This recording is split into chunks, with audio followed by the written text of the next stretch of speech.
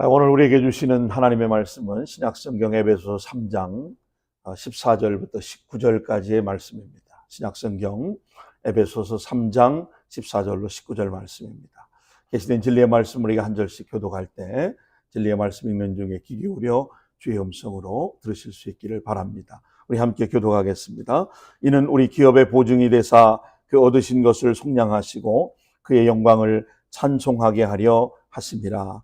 이로 말미암아 주 예수 안에서 너희 믿음과 모든 성도를 향한 사랑을 나도 듣고 내가 기도할 때에 기억하며 너희로 말미암아 감사하기를 그치지 아니하고 우리 주 예수 그리스도의 하나님 영광의 아버지께서 지혜와 계시의 영을 너희에게 주사 하나님을 알게 하시고 너희 마음의 눈을 밝히사 그의 부르심의 소망이 무엇이며 성도 안에서 그 기업의 영광의 풍성함이 무엇이며 함께 읽겠습니다. 그의 힘의 위력으로 역사하심을 따라 믿는 우리에게 베푸신 능력의 지극히 크심이 어떠한 것을 너희로 알게 하시기를 구하노라. 아멘. 아멘. 지난주까지 우리가 20주에 걸쳐서 믿음의 행전 시리즈를 마쳤습니다. 히브리서 11장에 있는 믿음의 선진들을 통해서 믿음 행전 시리즈를 20주를 설교를 했는데 이제 오늘부터 앞으로 15주에 걸쳐서 하나님 영상 회복 시리즈 설교를 시작하려고 합니다.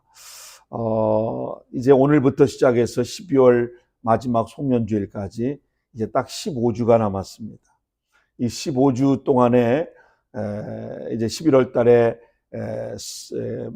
추수감사주일, 그 다음에 12월에 성탄주일, 그 다음에 송년주일, 그리고 그 이듬해 신년주일, 그리고 9월 마지막 주가 우리 교회 창립 2주년이 되는 해인데 그 창립 2주년 기념주일에 대한 설교, 이렇게 한 4편 정도의 설교가 추가되게 되면 우리가 한 20주가 또 걸리게 될 텐데 오늘부터 시작되는 이 하나님 형상 회복 시리즈 15번의 설교와 앞으로 절기설교 4번의 설교까지 포함하면 어쩌면 20주 기간 동안에 이제 1월 달이 좀 훌쩍 넘어가서 이 시리즈가 끝나지 않을까 그런 생각을 하게 됩니다.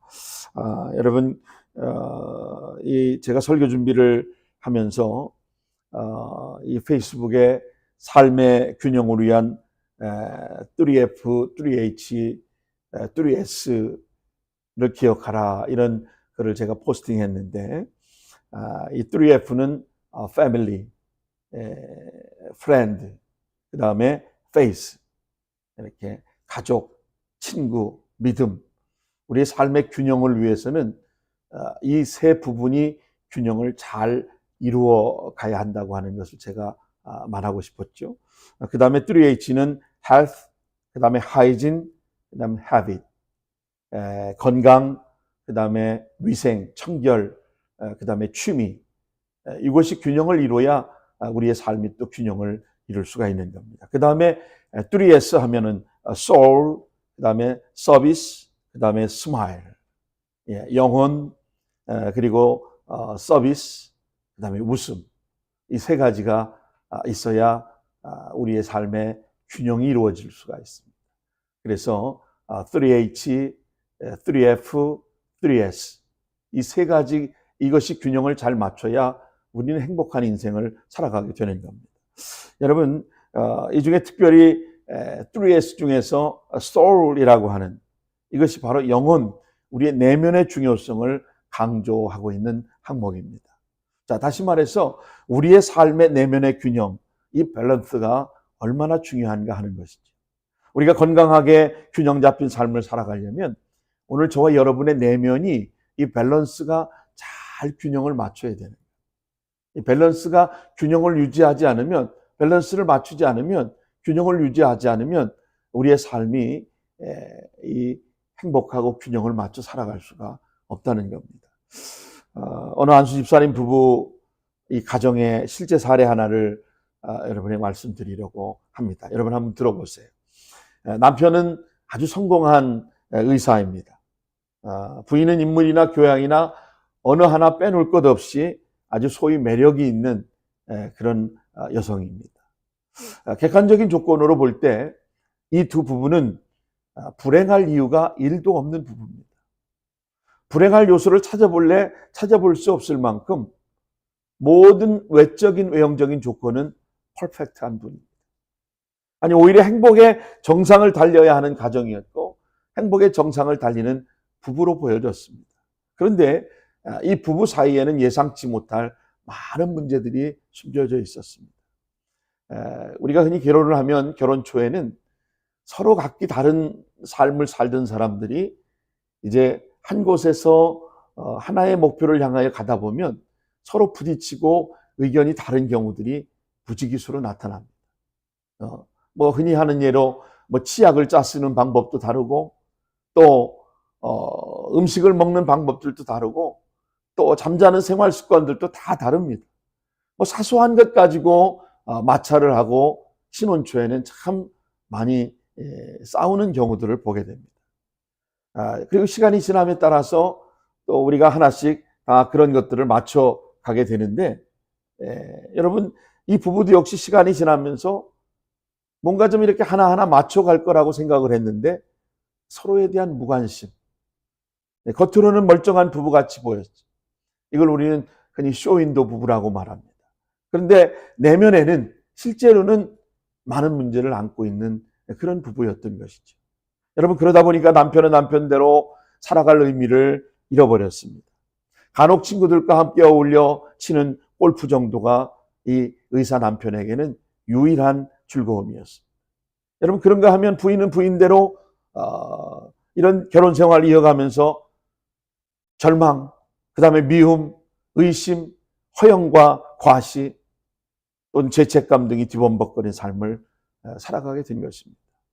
여러분 더 놀라운 사실은 이 두 부부는 아주 성실해 보이는 교인이었고 또 교회 안에서 안수집사라고 하는 직책까지 가지고 있는 그런 부부였습니다. 약간 어색하긴 했지만 세상에 부러울 것 없어 보이는 그런 부부였는데 많은 사람들 가운데 어쩌면 이 부부처럼 삶의 균형을 잃어버리고 밸런스가 무너진 이해할 수 없는 부부가 많이 있다고 하는 사실. 제가 목회를 하면서 많이 목도하게 되고 경험하게 되었습니다. 여러분 신앙생활하는 분들은 예외일까요? 아니 교회 출석하고 있는 분들은 예외일까요? 아닙니다. 의외로 많습니다. 의외로 문제 있는 가정, 의외로 문제 있는 부부, 쇼윈도 부부들이 교회 안에 너무나도 많은 것을 발견하게 됩니다. 여러분 그동안 우리 한국 교회 안에는 신앙의 형식만 있고 신앙의 내용이 빠져버린 채 삶의 밸런스가 무너져버리고 그저 종교 생활하고 겉으로 보여지는 모습이나 태도만 중시하다 보니까 실제적으로 내면은 하나님의 형상은 희미해져 가고 율법적이고 형식적이고 교리적인 그런 신앙만 갖고 그런 믿음 생활을 해왔던 사람들이 너무나도 많다는 것. 이거 부인할 수 없는 일이에요. 한마디로 이런 신앙의 형태를 미안합니다. 이런 표현을 써서 속빈 강정과 같다. 저는 이렇게 생각합니다. 속빈 강정과 같은 그런 교회, 그런 성도들이 교회 안에 너무나도 많다는 사실입니다. 여러분 교회에서 기도를 좀 많이 한다고 하는 권사님들 중에 교회에 문제를 일으키고 성도들과 목회자들과 부딪히는 분들이 얼마나 많은지 모릅니다. 교회 장로님들은 어떻습니까? 여러분 교회 장로님들 역시도 자신이 마치 기업의 사장이라도 된 듯 최종 결재권자의 위치에 서서 목회자를 판단하고 지적하고 어떤 교회는 장로 비택을 받지 못하게 되자 교회를 나가지 않고 그만 교회를 떠나버리거나 아니면 사람들을 다 데리고 나가서 교회를 개척해서 끝까지 결국 자신이 장로가 되려고 하는 그런 사례들도 저는 여러 번 봤습니다. 마치 장로 직분이 명예와 또는 감투인 것처럼 그렇게 착각하는 것이죠. 여러분 교회 안에 이런 부류들의 사람들이 너무나도 많이 있다는 것이 슬픈 현실입니다. 여러분 목사님들은 어떻습니까? 목사님들 가운데도 평생 성공적으로 목회한 목사님들이 말년에 소유와 집착 때문에 교회 성도들과 문제를 일으키고 교회 언성을 사고 추한 이야기의 주인공이 되는 까닭은 무엇입니까? 여러분 멀리 있는 이야기가 아니에요. 우리 교단 안에서만 해도 이런 사례를 열거하려면 얼마나 많은지 모릅니다. 물론 충성스럽게 교회를 섬기고 또 목사님의 목회를 돕는 장로님들, 눈물로 하나님의 교회를 위해서 목회자를 위해 기도하는 권사님들, 물론 교회 안에 더 많이 계실 겁니다. 정직하게 목회를 마무리하고 교회와 성도들에게 귀감이 되는 목사님들도 여러분 많이 계십니다. 제가 이런 걸 지적하려는 게 아닙니다. 다만 한 가지 분명한 것은 정체를 알 수 없는 마음의 병이 있어서 수많은 사람들을 고통에 빠뜨린다는 겁니다. 제가 어제 뉴스에 잠깐 접한 내용 중에 하나도 성범죄를 저지른 목사님이 교회를 떠나는 조건으로 10억을 전별금을 요구했다는 얘기를 들으면서 참 너무나도 끔찍하고 너무나도 가슴이 아팠습니다. 이게 오늘 교회의 현실입니다. 결국 어렴풋이 우리는 그것이 교회 생활을 통해서 상처로 남게 된다는 사실을 알게 된 것이죠. 여러분, 만일 우리 몸에 실제로 어떤 병이 있는데 그 병 때문에 많은 사람이 고통을 당하고 있는데 정작 그 병의 원인이나 치료법조차 알지 못하고 병명조차 정확하게 알지 못한다. 얼마나 답답하겠습니까? 여러분, 우리는 그것을 괴질이라고 부릅니다. 그런 면에서 우리 안에 있는 상처는 일종의 괴질과 같은 것이죠. 그래서 그 병이 무엇인지 또 어떤 병인지 얼마만큼 아픈지조차 알지 못하고 우리 내면에 늘 숨겨져 있는, 그래서 어느 순간인가 그 질병이, 그 괴질이 불끈불끈 일어나서 상처를 주고 공동체를 어렵게 만드는 그런 경우들을 우리는 종종 경험하게 됩니다. 여러분, 병의 사전적인 정의를 찾아보니까 이렇게 되어 있더라고요. 생물체의 전신 혹은 일부분의 생활 기능의 장애로 변화가 생겨 고통을 느끼는 상태. 자, 여러분, 생활의 기능의 장애가 생겨 결국 변화가 생겨서 고통을 느끼는 게 이게 병이라는 거죠. 이게 질병이라는 거죠. 이에 비추어 볼 때 상처도 분명 병의 범주에 들어간다고 할 수 있습니다. 왜냐하면 장애와 고통이 상처의 주요 내용이기 때문입니다. 생활 기능의 장애로 인해서 변화가 생겨서 고통을 느끼는 것, 그런 상태가 병이라고 한다면 바로 그것이 우리의 상처의 주요 내용이 되는 것입니다. 여러분, 그렇다면 우리의 내면에 자리하고 있는 이 상처의 치유가 복음의 역사의 중요성 내용이 되어야 하지 않겠습니까? 복음은 우리를 회복시키기 때문에 그렇습니다. 복음은 우리를 변화시키고 복음은 우리를 새롭게 하기 때문에 그런 것입니다. 여러분, 성경 이사야서 61장 1절 말씀을 보시기 바랍니다. 주 여호와의 영이 내게 내리셨으니 이는 여호와께서 내게 기름을 부으사 가난한 자에게 아름다운 소식을 전하게 하려 하십니다. 나를 보내사 마음이 상한 자를 고치며 포로된 자에게 자유를, 갇힌 자에게 노임을 선포하며. 할렐루야. 누가복음 4장 18절에도 주의 성령이 내게 임하셨으니 이는 가난한 자에게 복음을 전하게 하시려 내게 기름을 부으시고 나를 보내사 포로된 자에게 자유를, 눈먼 자에게 다시 보게 함을 전파하며 눌린 자를 자유케 하고 주의 은혜의 해를 전파하게 하려 하십니다. 할렐루야. 여기 눌린 자는 마음이 눌린 자를 말하는 거죠. 마음이 짓눌린 자. 여러분, 복음의 능력은 바로 이런 것입니다. 상처의 치유를 위해서는 우리가 먼저 상처가 무엇인지를 알아야 합니다. 그리고 상처는 어떻게 생겨난 것인지, 상처는 어떤 식으로 발전해 가는 것인지를 우리가 잘 알아야 합니다. 그래야 우리가 받은 상처를 치유할 수 있고 원래 하나님께서 우리를 창조하셨던 그 모습대로, 그 목적대로 하나님의 형상을 우리가 회복할 수 있기 때문에 그렇습니다. 그래서 오늘 하나님의 형상 회복 시리즈 첫 번째 시간을 시작하면서 내 속의 상처를 하나님의 형상으로 치료받고 회복하기 위해서 우리가 어떻게 해야 되는가? 저는 내 삶을 결정하는 내면의 중요성에 대해서 우리가 함께 생각해 보려고 하는 것입니다. 여러분, 내 삶을 결정하는 것은 바로 외형적인 조건이나 어떤 학벌이나 어떤 나의 커리어가 아닙니다. 내면의 중요성. 내 내면이 결국 내 삶을 결정한다고 하는 사실을 여러분 기억하시기 바랍니다.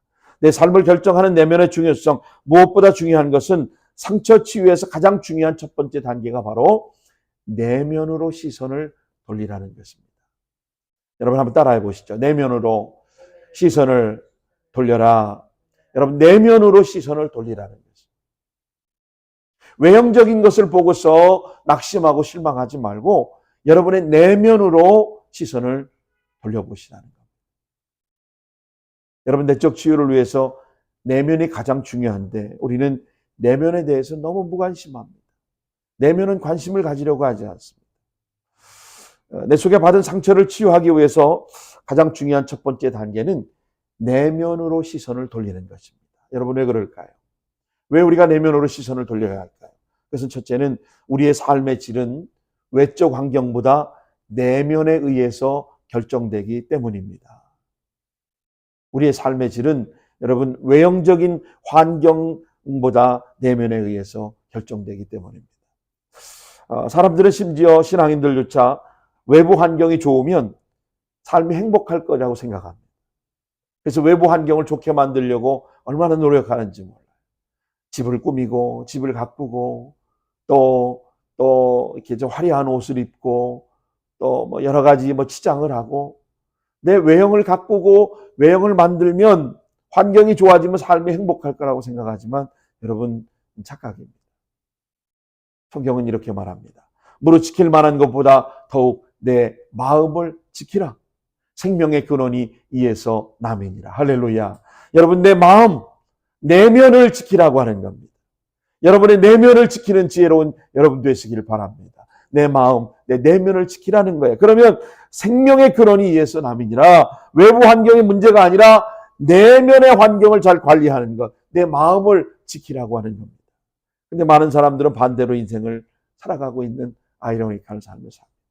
더 많은 소유를 갖고 더 안락한 환경을 또 더 높은 지위, 더 나은 미래가 보장되면 그런 외적인 부분을 이루어가고 성취하고 성공적인 삶을 살면 외적 성공을 위해서 살아가고 그러면 더 행복할 거라고 생각하지만 정작 우리 인간의 삶의 질을 결정하는 것은 외적인 부분이 아니라 내적인 부분이라는 것을 여러분 아셔야 합니다.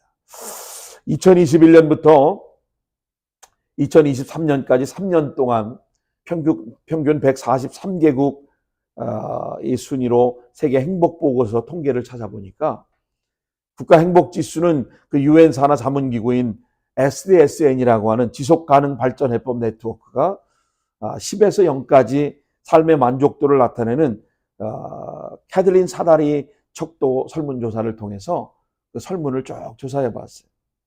국가별 행복지수를 쭉 조사해 보니까 1위가 핀란드예요. 1위가 핀란드.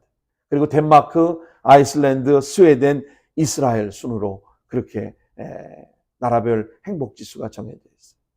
여러분 미국은 몇일까요? 우리가 살고 있는 미국은 23위였어요.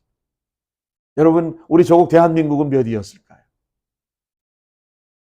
전체 140여 개국을 조사했지만 그 링크에 순위에 올라와 있는 60개국 중에서 우즈베키스탄, 아르헨티나, 카자흐스탄, 키프로스 그리고 일본 다음으로 우리 대한민국은 52위에 링크되어 있습니다.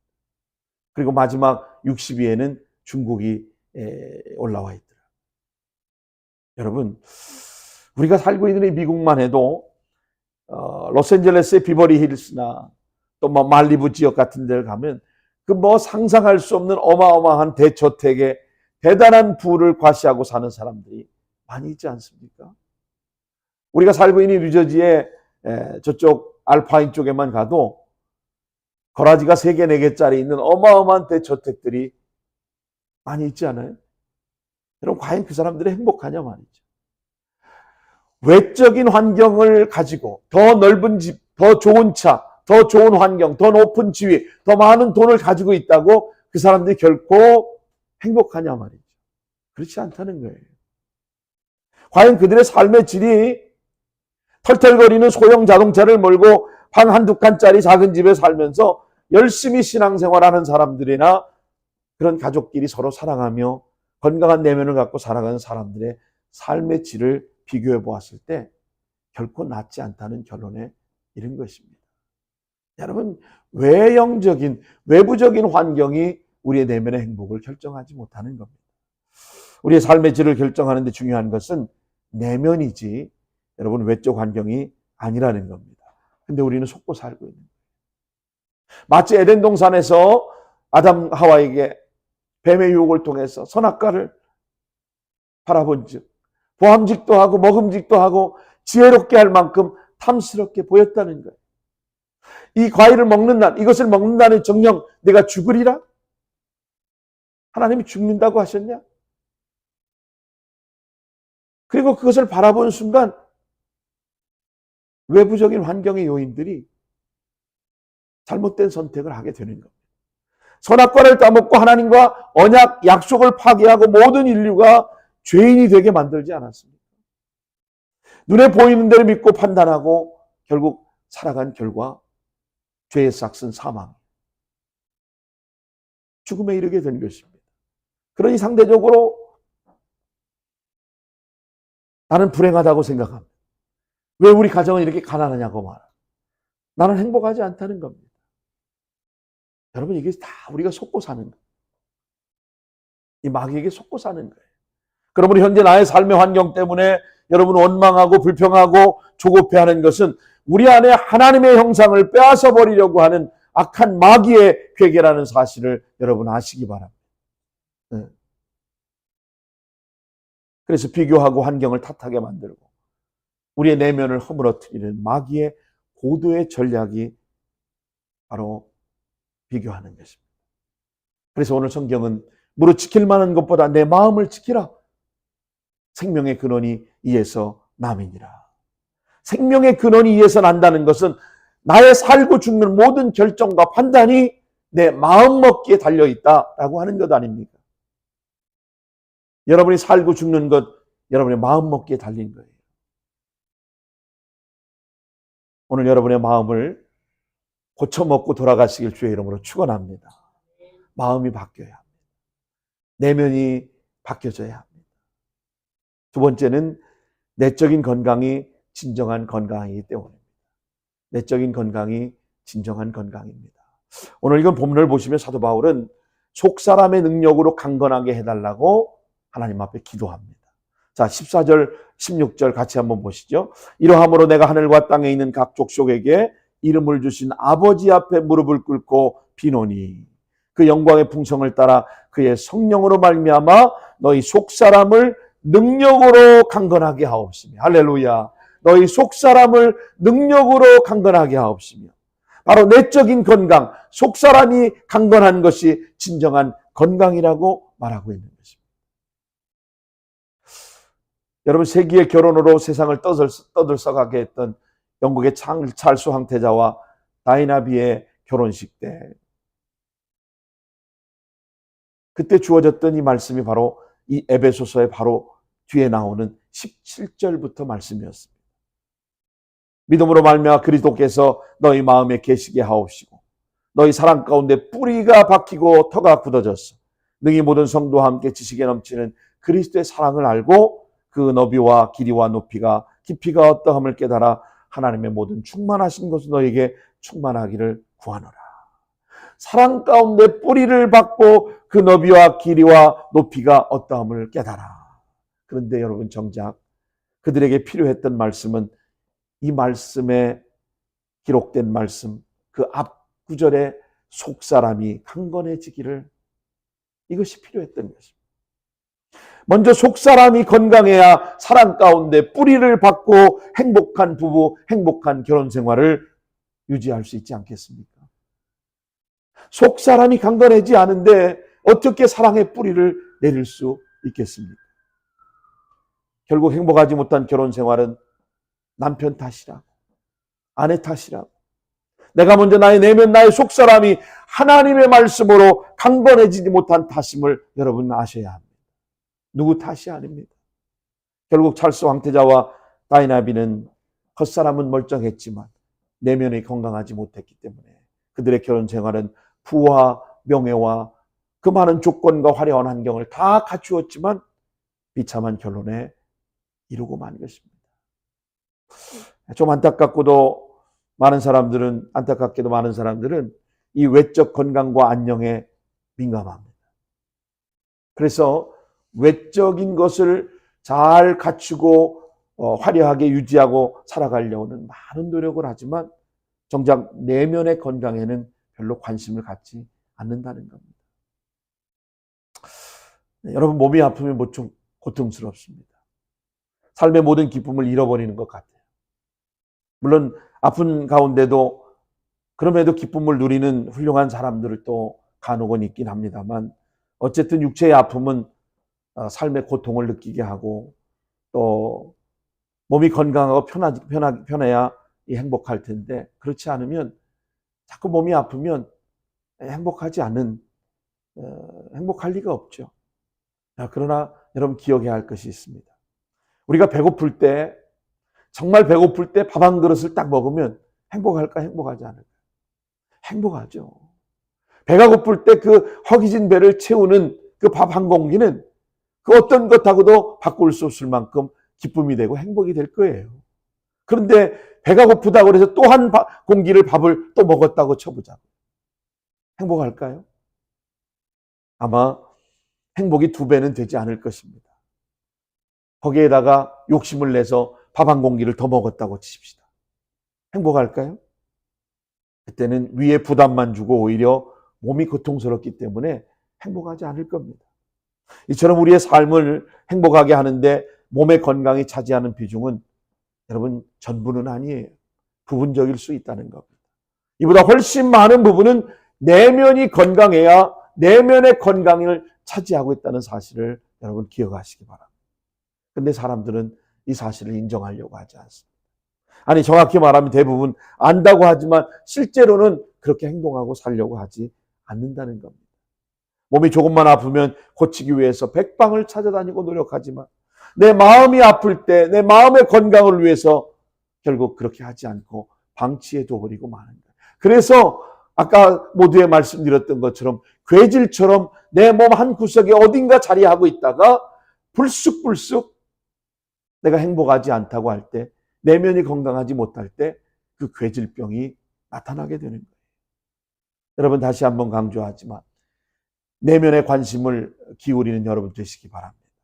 정말 중요한 건강은 내면적 건강입니다. 결혼하는 신부들 보면서 전 종종 이런 생각을 합니다. 그 화려한 웨딩드레스, 그 화사한 변장, 원래는 분장인데 제가 변장이라고 표현하는 이유는 막 눈썹을 붙이고 막 진한 마스카라를 하고 화장을 하고 그 온갖 화려하게 다 꾸미는데 그 변장하는 거죠.